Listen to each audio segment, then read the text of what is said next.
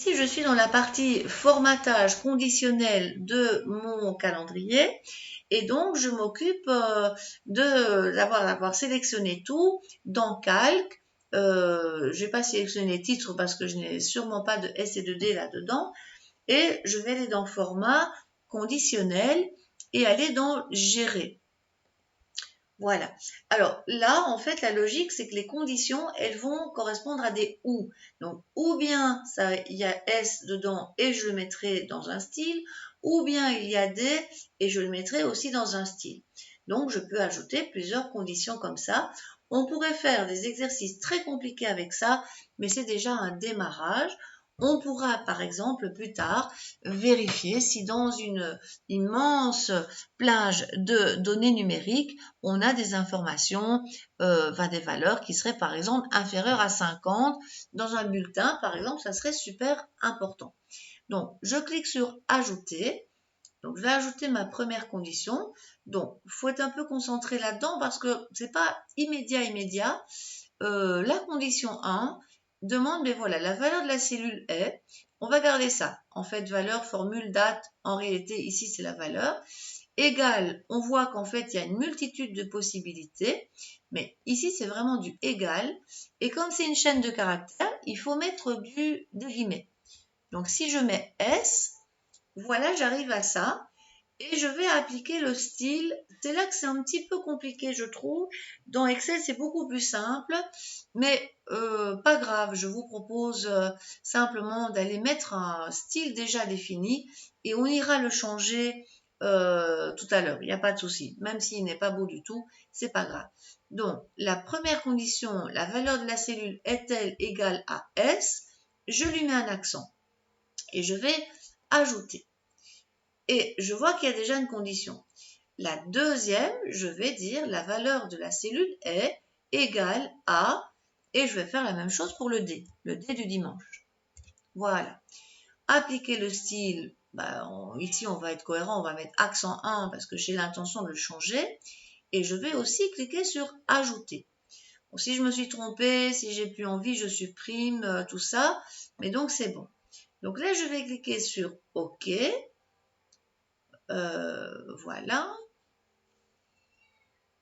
Voilà. Et donc, quand j'ai cliqué sur OK, en fait, on voit qu'il a vraiment bien pris en compte mes deux conditions et qu'il a mis en exergue, en valeur, toutes les cellules qui contiennent cette valeur. Donc, c'est très précieux parce que imaginez un immense tableau où il faut aller repérer des données qui sont inférieures à telle valeur ou bien des valeurs chiffrées qui ceci. Donc, c'est très puissant ce genre de choses pour faire un format conditionnel. Une fois que le format est défini, d'ailleurs, si vous resélectionnez la zone correspondante, c'est quand même important de se rappeler où il y a un format conditionnel, eh bien, il apparaît dedans, dans le menu contextuel, il y a un format conditionnel où on va revoir la condition 1, la condition 2, et tout compte fait ici, je ne crois pas que cette condition doive être mise. Donc la 3, on peut par exemple la supprimer. C'est bon, condition 1, condition 2. Si on devait changer quoi que ce soit, il est toujours temps d'y aller. Voilà, donc ça c'est déjà pas mal, on sait que c'est bon. Cela dit, maintenant il est temps de changer la mise en forme de ce style accent 1 qui sort d'on ne sait d'où. Alors, Calque fonctionne très très fort avec la notion de style, qui n'est pas du tout expliqué dans le cours, que vous ne connaissez peut-être pas, et qui est en fait la logique d'en fait affecter une fois pour toutes un ensemble de formatage et puis éventuellement l'appeler, ici accent 1 par exemple, et quitte à ce qu'un jour on se dise, ok, quand ces cellules, et en réalité c'est dans le traitement texte que c'est le plus puissant, eh bien si tous les titres ont un style titre 1 par exemple, eh bien c'est très bien parce que je peux par exemple les changer d'un coup, les mettre tous en rouge ou bien tous avec une bordure. Enfin, c'est très puissant quand on travaillera avec des longs documents. Bon, ici, en tout cas, ça nous intéresse quand même parce qu'il y a beaucoup de cellules impactées. Donc, comment changer d'un seul coup ce fameux style accent 1? On va aller dans le volet qui doit être affiché ici, le volet des styles, et l'accent 1, il est là, mais je vais le modifier En réalité, c'est l'astuce, je vais le modifier. C'est beaucoup plus simple à traiter dans Excel parce qu'il ne travaille pas avec des styles en fait. Mais bon, c'est comme ça, c'est comme ça. Alors là, par exemple, on se rend compte qu'il a mis un format, donc un arrière-plan très foncé. C'est à moi maintenant de, par exemple, le changer et de mettre la valeur que je souhaitais faire. Voilà. Je vais peut-être mettre du coup une police d'une autre, enfin, de couleur foncée, parce que sinon ça ne va pas être très visible. Donc la couleur de police, eh bien, je vais la remettre en noir et je clique sur OK. Et voilà, j'ai obtenu ce que je voulais. Alors, le volet des styles ici, s'il n'apparaît pas, normalement, c'est le volet latéral. Tout ce qui n'apparaît pas, vous veillez à le faire afficher. Je suppose que c'est ici qu'il doit se trouver le volet latéral. Voilà. Hein, donc, s'il n'est pas affiché, vous pensez à l'afficher parce que c'est quand même bien pratique. Voilà, donc là, j'avais fait disparaître, mais donc, je reprends le affichage volet latéral. Il est tout de même quelquefois utile, surtout dans le traitement de texte, mais ici, ça nous a servi tout de même. Si je veux faire la même chose, le format conditionnel dans Excel, bon, je vais un peu tricher ici, je vais aller sélectionner toute cette zone pour la coller dans Excel pour ne pas retravailler, travailler deux fois, travailler inutilement. Donc, je vais aller coller ma zone. Alors, j'en profite pour dire qu'on peut coller sans aucune mise en forme. Donc, le collage, ça ressemble à ce qu'on a déjà vu, le collage spécial. Je vais juste mettre collage texte sans rien du tout. Voilà, là vraiment, c'est tout à fait basique. OK.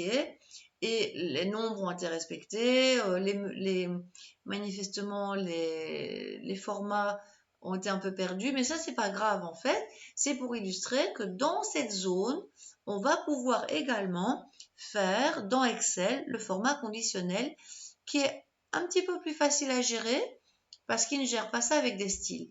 Donc ici, si je fais mon clic droit, je n'aurai pas dans l'immédiat le format conditionnel.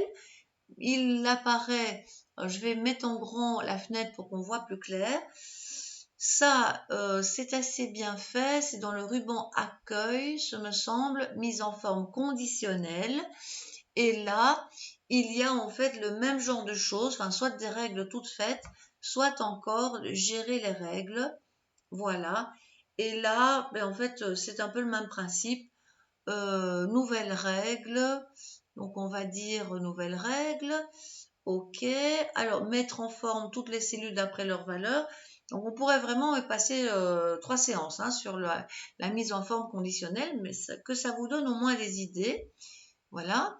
Et je pense... Alors, peut-être que là, ici... est-ce que ce serait plutôt ceci? Oui, ce serait plutôt appliquer une mise en forme uniquement aux cellules qui contiennent. La valeur de la cellule, on va faire la même chose, on va dire égale à. On va mettre entre guillemets, normalement il est assez sensible à ça aussi.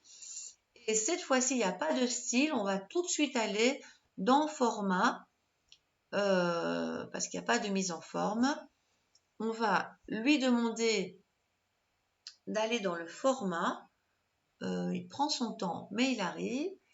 On lui met un remplissage, pareil, comme ça on voit ce que ça fait. Une police de couleur noire pour être sûr. On clique sur OK. On vérifie visuellement que c'est bon.